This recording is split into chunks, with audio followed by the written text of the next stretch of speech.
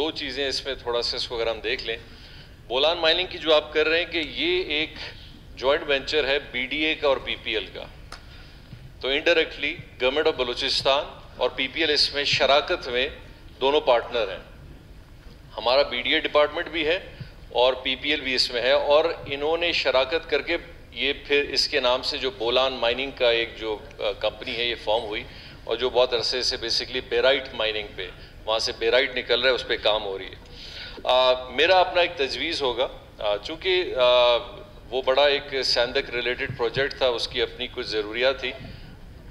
अमूमन मैं एक बात को फिर रिपीट इसीलिए करना चाह रहा हूँ, ये वो सब्जेक्ट्स हैं जो बड़े रेगुलर बेसिस पे हर डिपार्टमेंट में निकलेंगे।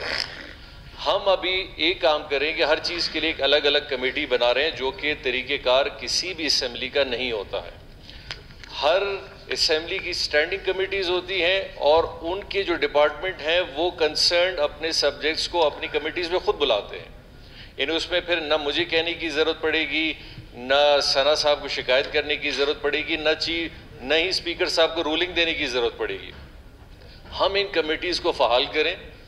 बीडीए जिस भी आपके डिपार्टमेंट में आएगा, उस डिपार्टमेंट का चेयरमैन जो आपका कमेटी का होगा वो खुद कॉल करेगा, वो 10 मीटिंग करेगा, वो सब कमेटी बनाएगा, वो बोलान माइनिंग को जाके विजिट भी करेगा, वो माइन के पिट पे भी जाएगा, वो सारे एमडी को भी बुला सकता है, वो इंजीनियर्स को भी बुलाएगा, वो सारे ड्राफ्ट्स को भी बुला सकता है, वो सारे एग्रीमेंट्स का रिव्यू भी कर सकता है, और अपनी रिपोर्ट बना के आपको पेश भी कर सकता है।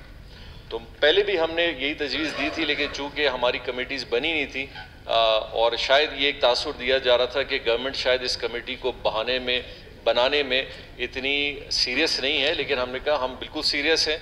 हमने हालांकि अमूमन गवर्नमेंट्स में ये कभी इस तरह का रिलेशनशिप नहीं होता कि ऑपोजिशन ने रिक्वेस्ट की, हमने इसको बिल्कुल एंटरटेन किया, और हमने अपने नाम भी दिए और ऑपोजिशन के भी आए।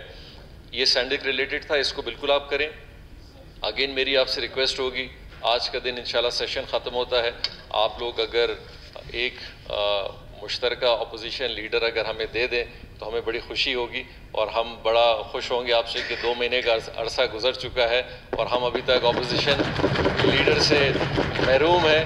अब आप वो जो परिंदा है जिसके भी सर पे आके बैठ जाए हमें कबूल है, लेकिन इसको करें, क्योंकि सबसे ज़्यादा मुतासिर आप हो रहे हैं, हम नहीं हो रहे। हमारे लिए कोई मसला नहीं है, ये हाउस मुतासिर इस तरह हो रहा है कि अपोजिशन का लीडर अगर नहीं है तो स्पीकर साहब को बड़ी मुश्किल हो रही है कि हम वो कमेटीज़ किस तरह बनाएं। लीडर ऑफ द हाउस तो अपनी तरफ से तजवीज़ दे देगा, हम अपनी कमेटीज़ के मेंबर्स भी दे देंगे, लेकिन लीडर ऑफ द अपोजिशन की तरफ से वो फैसला नहीं आ रहा, तो आपका काम बहुत सफ़र कर रहा है। और आप जब ये लीडर ऑफ द हाउस का सेशन पूरा कर लेंगे और हमें इंशाल्लाह ये खुशखबरी जल्द से जल्द सुना देंगे, तो मेरे ख्याल से ये कमेटी जब आपकी आ जाएंगी तो आपकी जो बीडीए की कमेटी होगी जो प्लानिंग एंड डेवलपमेंट के अंडर आएगी, वो बीडीए का पूरा इसका डॉक्यूमेंट खुलवाएं। माइंस डिपार्टमेंट में होगी, आप रेकोडिक खुलवाएं, आप सैंदक खुलवाएं, आप चागी खुलवाएं, आप दालबंदी खुलवाएं, लसबेला खुलवाएं, आप कुछ भी खुलवा सकते हैं।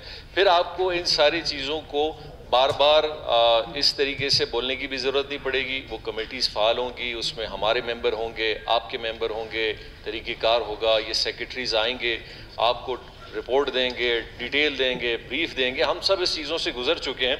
तो मेरा एक मशवरा होगा सना बलोच साहब को कि हम अगर ये जो कमेटी सैंदक से रिलेटेड थी इसको इसी तक महदूद रखें, और अगर आपने आगे जाके अगर एक दिनों में अगर हम फैसला कर लेते हैं तो मेरे ख्याल चीज़ें बहुत आसानी से चलेंगी, और अपोजिशन को और गवर्नमेंट को एक बहुत अच्छा प्लेटफॉर्म मिलेगा इन कमेटीज़ के हवाले से।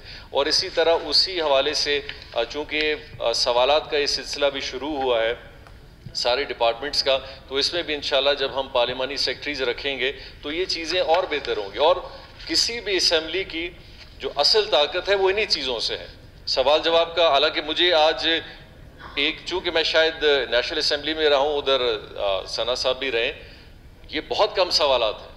हमारे सेनेट में और नेशनल असम्बली में 40-40, 50-50 सवाल आते थे, लेकिन उसमें